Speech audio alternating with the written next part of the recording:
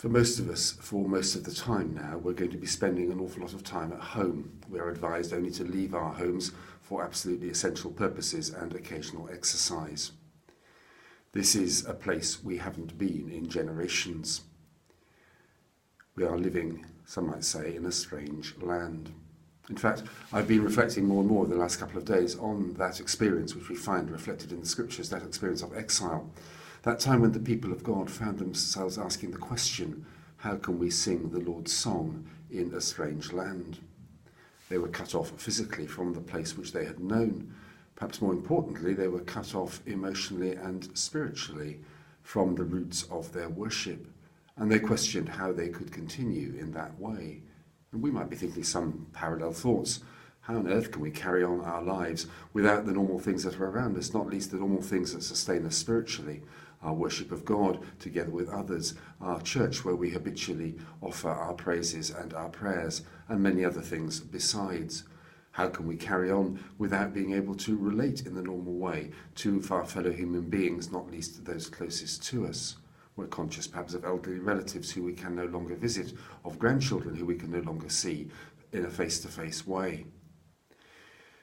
But we know that out of that period of exile, there came the discovery of new ways of worshipping God.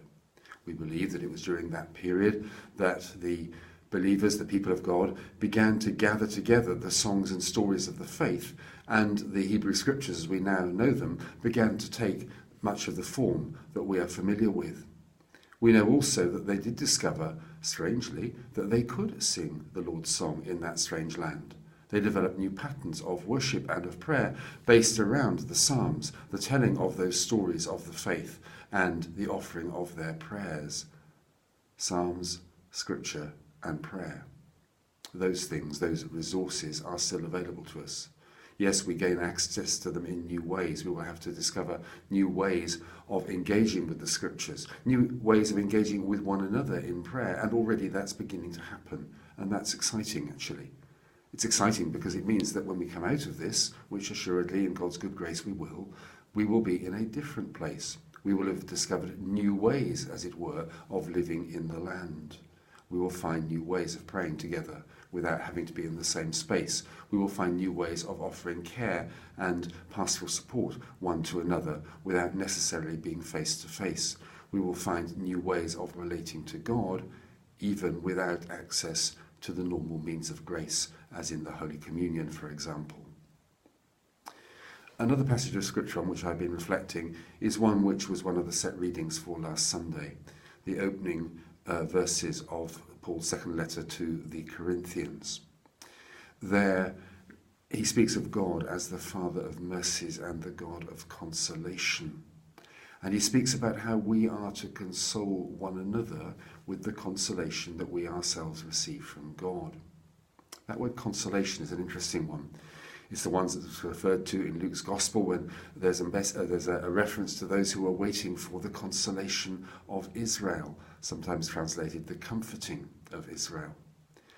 That word is about a God or a person in some instances who comes alongside us. Supremely, for us, it is God who comes alongside us as the God of consolation, the God who draws alongside, as it were, puts his arm around us and is with us.